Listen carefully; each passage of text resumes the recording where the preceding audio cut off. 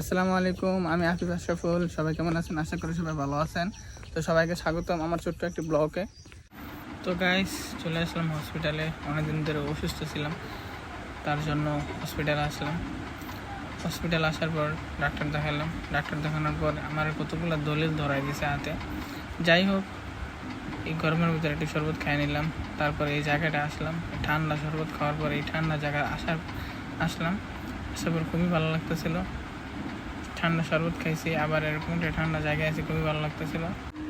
তো ঘোরাঘুরির পর চলে আসলাম আরেকটা কাজে, বাসার একটা কাজে চলে আসলাম বাজারে। তো এই রোদের ভিতরে বাজারের কাজটা শেষ করলাম, এখন বাসায় চলে যাব। এই রোদের ভিতরে অনেক গরম লাগতেছে। এতদিন যাই হোক অল্প রোদ ছিল, আজকের রোদটা অনেক বেশি, অনেক গরম লাগতেছে, টায়ার্ড লাগতেছে, অনেক গরম। তাই এখন বাসায় চলে যাব। সবাই ভালো থাকবেন, আমার জন্য দোয়া করবেন, আমার পেজটি ফলো দিয়ে পাশে থাকবেন। আল্লাহ হাফেজ, দেখা হবে পরের ভিডিওতে।